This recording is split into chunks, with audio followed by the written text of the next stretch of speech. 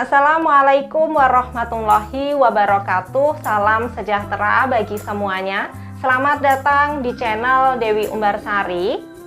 Di sini saya akan melanjutkan pembahasan untuk latihan soal ujian kompetensi yang sudah sahabat ikuti di sesi sebelumnya.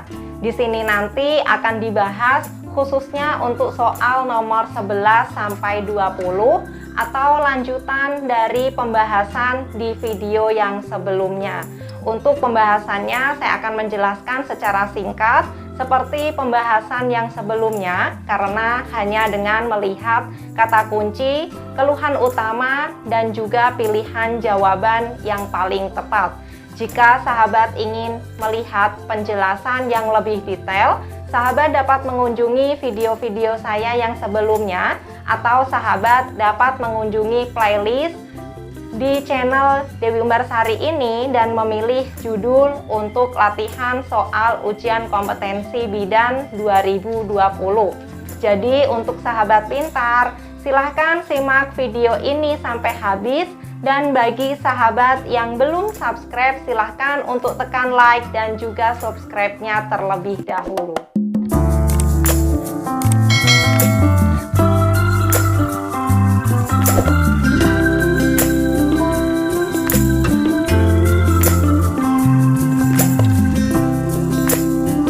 Selanjutnya, mari kita bahas tryout mandiri untuk soal kasus nomor 11 sampai 20 berikut ini. Jadi, untuk soal kasus nomor 11 ini, keluhan utama atau kata kuncinya yaitu kehamilannya kedua, hamil kedua, belum pernah melahirkan, dan pada saat hamil pertama itu keguguran 1 kali. Jadi di sini berarti G2, P0 dan A1. Serta di sini juga telah dijelaskan bahwa TFU-nya itu setinggi pusat. Jadi kalau TFU-nya setinggi pusat artinya kehamilan 24 minggu.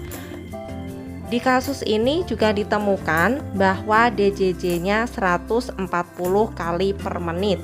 Jadi karena di sini hanya dijelaskan 1, berarti DJJ-nya berarti janinnya itu adalah tunggal.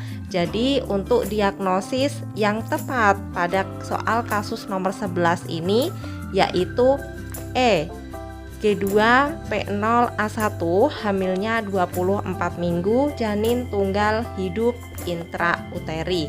Jadi jawaban yang paling tepat adalah E. Selanjutnya yaitu soal nomor 12. Keluhan di sini yang menjadi keluhan utama yaitu nyeri punggung. Sementara TTV serta tanda-tanda vitalnya dalam batas normal, TFU juga dalam batas normal, dan tidak ada kelainan maupun juga komplikasi. Maka konseling yang tepat adalah D, ketidaknyamanan ibu hamil. Karena nyeri punggung itu merupakan masalah yang masih dalam batas normal, tetapi dapat menimbulkan ketidaknyamanan dalam kehamilan. Jadi untuk jawaban yang paling tepat di sini adalah D. Selanjutnya soal nomor 13, seorang perempuan datang ke bidan praktek mandiri dengan keluhan keluar air dari kemaluan. Jadi di sini keluhan utamanya yaitu keluar air dari kemaluan. Jadi dugaan kita yaitu ketuban pecah dini. Sementara di sini hasil pemeriksaannya usia kehamilannya 34 minggu. Berarti ketuban pecah dini preterm. Dan juga di sini tidak ada tanda-tanda infartu karena di sini tidak ada kontraksi atau belum terjadi kontraksi. Maka tindakan yang paling tepat untuk soal kasus nomor 13 ini yaitu B, lakukan rujukan. Jadi jawaban yang paling tepat adalah B. Soal nomor 14, seorang bidan melakukan home visit dan mendatangi rumah ibu hamil dengan usia kehamilannya 3 bulan. Jadi di sini benang merahnya yaitu usia kehamilannya 3 bulan. Ibu tersebut mengeluh keluar darah dari jalan lahir. Hasil pemeriksaan TFU-nya 1 jari di atas simpisis, belum ada pembukaan. Bidan menjelaskan untuk diberikan rujukan namun keluarganya menolak. Jadi karena keluarga menolak, jadi tindakan bidan yang paling tepat yaitu A. Memberikan informed consent. Jadi untuk pilihan jawaban paling tepat yaitu A. Selanjutnya yaitu soal nomor 15. Di sini untuk pertanyaannya yaitu tentang tafsiran berat badan janin. Jadi untuk kata kunci yang harus kita ketahui untuk mengukur tafsiran berat badan janin, kita harus mengetahui apakah kepala bayi, kepala janin sudah masuk panggul atau belum, dan juga tinggi fundus uterinya. Jadi untuk soal kasus nomor 15 ini, di sini TFU-nya sudah diketahui yaitu 30 cm dan kepalanya juga sudah masuk panggul. Jadi rumus untuk mengukur tafsiran berat badan janin yaitu tinggi fundus uteri dikurangi 11 jika kepala sudah masuk PAP. Tapi jika kepalanya belum masuk PAP, maka TFU dikurangi 12. Lalu hasilnya dikalikan 155. Jadi karena kasus di sini sudah masuk PAP, maka TFU-nya 30 cm tadi dikurangi 11 lalu dikalikan 155, maka jawaban yang paling tepat adalah D, 2945 gram. Jadi jawaban yang paling tepat adalah soal kasus nomor 16. Seorang perempuan berusia 25 tahun, G1P0A0, hamil 24 minggu, datang ke bidan, mengeluh timbul varises di kaki. Ibu merasa cemas akan kehamilannya. Konseling apa yang tepat untuk kasus tersebut?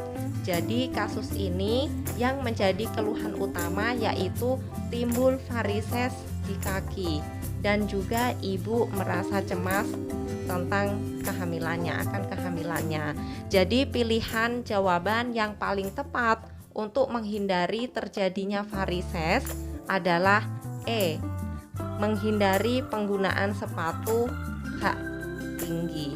Jadi jawaban yang paling tepat adalah E.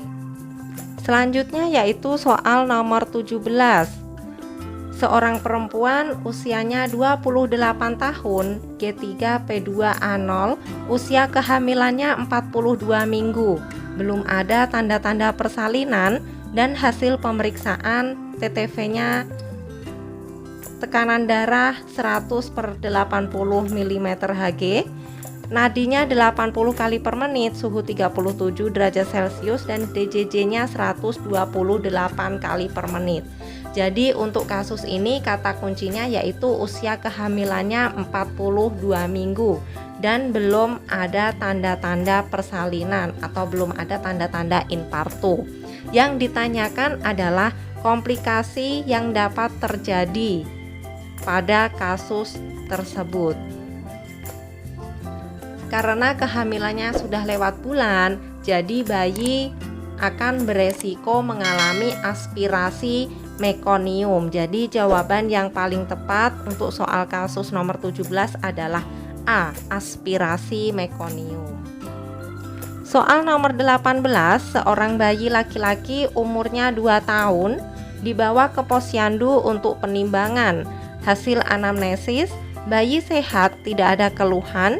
Hasil pemeriksaan kesadaran komposmentis, berat badannya 10,5 kg, panjang badan 84 cm, suhunya 36,8 derajat Celcius, respirasinya 30 kali per menit, dan hasil jawaban ya pada KPSP berjumlah 8. Jadi pada soal kasus ini yang menjadi kata kunci adalah berat badan dan juga panjang badan dalam batas normal. Hanya saja yang meragukan yaitu skor dari KPSP. Maka tindakan yang paling tepat, karena di sini pertanyaannya tindakan apakah yang paling tepat, yaitu evaluasi KPSP ulang 2 minggu kemudian. Jadi jawaban yang paling tepat adalah D. Tapi seandainya berat badannya kurang, maka perlu dilakukan konsultasi dengan ahli gizi. Tapi karena di sini yang meragukan hanya skor KPSP-nya saja, maka yang perlu dilakukan yaitu D. Evaluasi KPSP ulang 2 minggu kemudian. Selanjutnya yaitu soal nomor 19.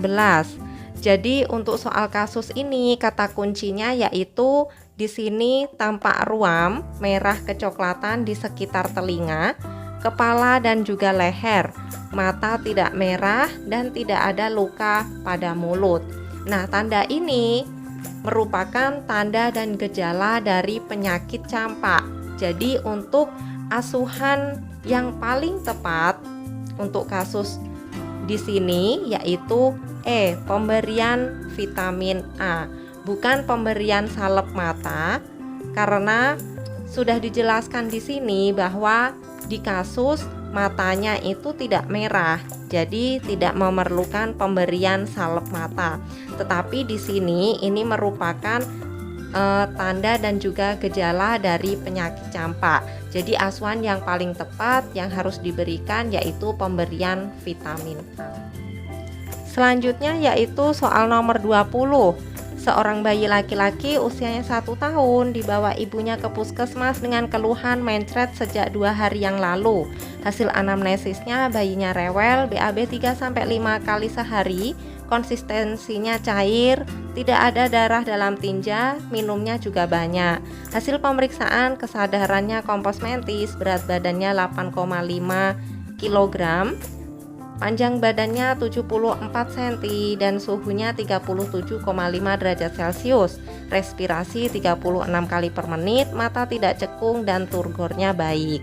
Jadi untuk soal kasus ini bayinya sudah mengalami dehidrasi sedang karena dilihat dari keluhan yang bayi alami, yaitu bayinya rewel dan juga bayinya minum banyak.